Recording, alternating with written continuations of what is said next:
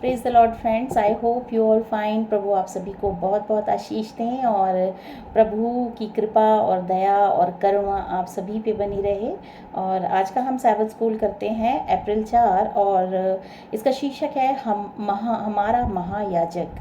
और जैसे कि हम जानते हैं कि प्रभु यीशु मसीह हमारे जो है महायाजक हैं, हमारे महायाजक हैं।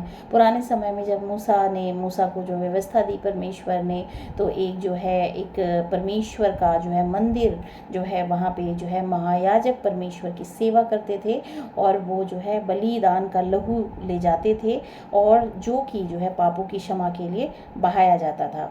तो उसी तरीके से प्रभु यीशु मसीह परमेश्वर का जो है वो मेमना है जो कि समस्त मानव जाति के लिए बलिदान किया गया और आज जो है हमेशा हमेशा के लिए वो जीवित हैं। परमेश्वर के जो है स्वर्ग में हैं, परमेश्वर वो खुद परमेश्वर हैं और एक महायाजक के रूप में जो है वो वहाँ पे कार्य करते हैं।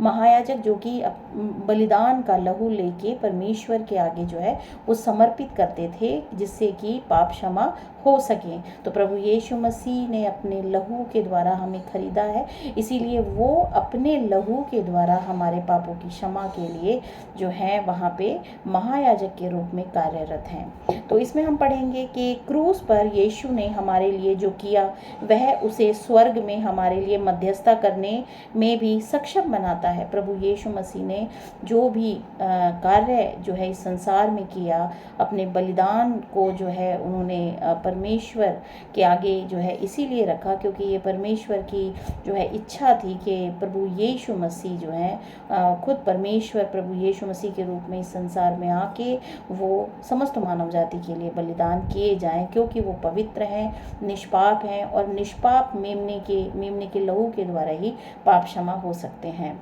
तो यहाँ पे हम देखते हैं कि परमेश्वर और हमारे बीच में जो प्रभु यीशु मसीह हैं वो एक मध्यस्थ की भूमिका निभाते हैं और मध्यस्थता करते हैं वो हमारे और परमेश्वर के बीच में। परमेश्वर की दया करुणा हमारे लिए जो है वो अपने लहू के द्वारा जो है हमें प्रदान करते हैं। हमारा पुनर्जीवित प्रभु हमारा महायाजक है जो हमें बचाए जाने और परमेश्वर के राज्य में हमेशा के लिए रहने के लिए आवश्यक सभी चीज़ें प्रदान करता है।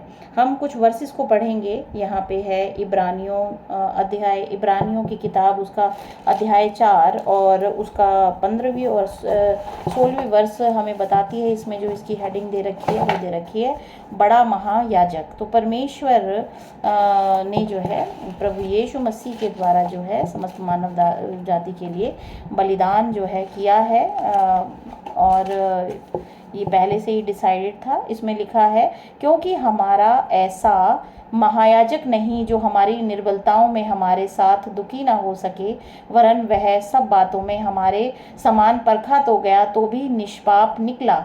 इसीलिए आओ हम अनुग्रह के सिंहासन के निकट हियाव बांधकर चलें कि हम पर दया हो और वह अनुग्रह पाएं जो आवश्यकता के समय हमारी सहायता करे। प्रभु यीशु मसीह के जब हम नज़दीक जाते हैं तो परमेश्वर का अनुग्रह जो है हमें मिलता है सिंहासन के नज़दीक। इसीलिए हमें जो है हियाव बांध कर जो है पूरे विश्वास के साथ हमें प्रभु यीशु मसीह के द्वारा जो है हमें उद्धार प्राप्त होता है। यहाँ पे अध्याय 7 इब्रानियों और उसके 25 वर्ष भी हमें बताती है, इसीलिए जो उसके द्वारा परमेश्वर के पास आते हैं वह उनका पूरा पूरा उद्धार कर सकता है क्योंकि वह उनके लिए विनती करने को सर्वदा जीवित है। स्वर्ग में वो सर्वदा के लिए प्रभु यीशु मसीह जो है हमारे मध्यस्थता करने के लिए वो जीवित हैं। तो यहाँ पे ये पद हमें लोभ, पीड़ा, बीमारी और मृत्यु की दुनिया में कैसे आश्वासन देते हैं। तो इन आयतों से हमने देखा कि किस तरीके से प्रभु यीशु मसीह स्वर्ग में जो है जीवित हैं और हमारे लिए जो है वो परमेश्वर की करुणा के लिए मध्यस्थता कर रहे हैं और हमारे जो पीड़ा है, बीमारी है, हमारा जो मृत्यु है, तो सिर्फ और सिर्फ प्रभु यीशु मसीह में हम आशा रख सकते हैं कि वो हमें अनंत जीवन दे सकते हैं। पाठ कहता है कि वह हर बात में हमारी तरह परखा गया फिर भी निष्पाप निकला, जैसे कि हमने पढ़ा। और वो क्योंकि एक मनुष्य के रूप में उसने जीवन को व्यतीत किया, जो पीड़ा, जो दुख, जो लालच, जो भी मनोवृत्तियां हैं मनुष्य में, वो मनोवृत्तियां भी जो हैं प्रभु यीशु मसीह में थी। लेकिन वो परखा गया, जैसे कि हम परखे जाते हैं, लेकिन हम टूट के बिखर जाते हैं, हम गिर जाते हैं पाप में। लेकिन कभी भी प्रभु यीशु मसीह जो हैं वो परखे तो गए, लेकिन वो कभी भी जो है पाप में नहीं गिरे और वो निष्पाप निकला। और इसमें आगे कहा गया है, आइए हम साहस पूर्वक आए, जिसका अर्थ है आत्मविश्वास से, अनुग्रह के सिंहासन पर, ताकि हम दया प्राप्त कर सकें और ज़रूरत के समय मदद करने के लिए अनुग्रह पा सकें। और इसे बहुत सरलता से कहने के लिए, यीशु हमें ब्रह्मांड के सामने अपनी धार्मिकता के वस्त्र पहने हुए, उसकी मृत्यु से बचाए गए और उसके रक्त के माध्यम से छुड़ाए गए रूप में प्रस्तुत करता है। वह सब कुछ जो हमें होना चाहिए था वह था। मसीह में हमारे अतीत के पापों के लिए कोई निंदा नहीं है। मसीह में हमारा अपराध दूर हो गया है और उसकी शक्तिशाली मध्यस्थता के माध्यम से हमारे जीवन पर पाप की पकड़ टूट गई है। हमें बांधने वाली जंजीरें खुल गई हैं और हम स्वतंत्र हो गए हैं। यहाँ पे प्रभु यीशु मसीह के द्वारा हमारे पाप क्षमा हो गए हैं। यूहन्ना अध्याय 17 और उसकी 24, 25, 26 हम 3 वर्ष पढ़ेंगे।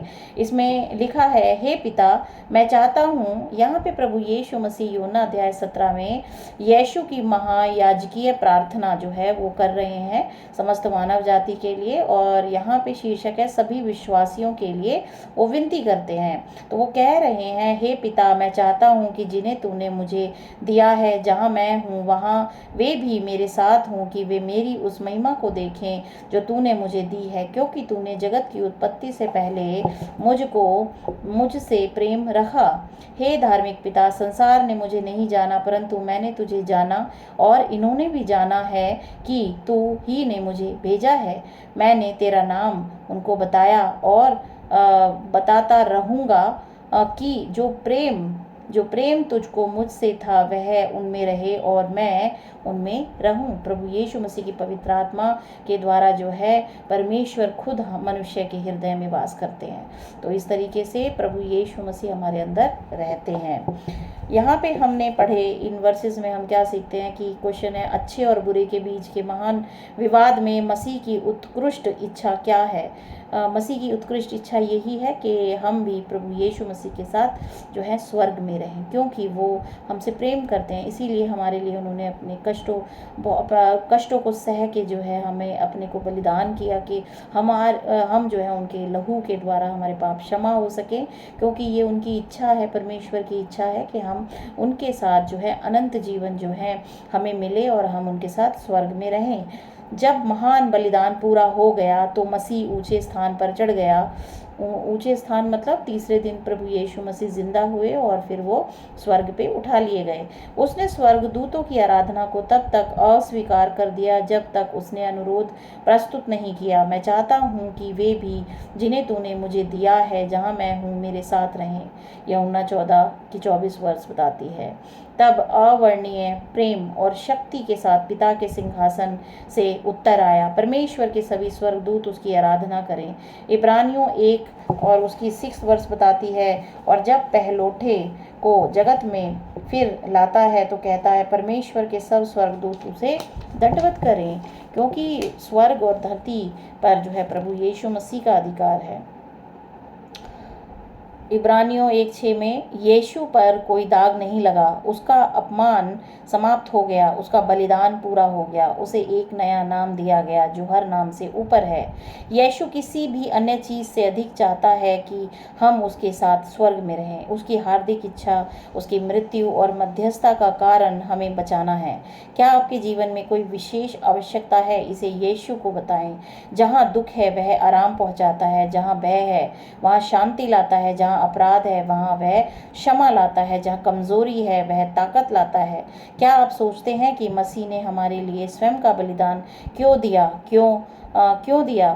क्योंकि वो हमसे प्रेम करते हैं। कौन सी चीज़ हमें उसके लिए इतना मूल्यवान बनाती है? क्योंकि प्रभु यीशु मसीह ने ही हमें बनाया है, परमेश्वर ने हमें अपने स्वरूप के अनुसार बनाया है, तो वो हमें मरते हुए, मृत्यु को हासिल होते हुए नहीं देख सकते, इसीलिए उन्होंने अपने जीवन का त्याग करके हमें बचा लिया है।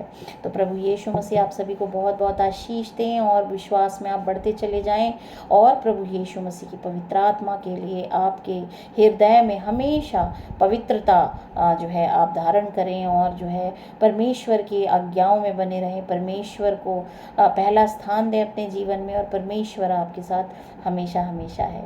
तो प्रभु यीशु मसीह आपको बहुत बहुत आशीष दें। आमीन।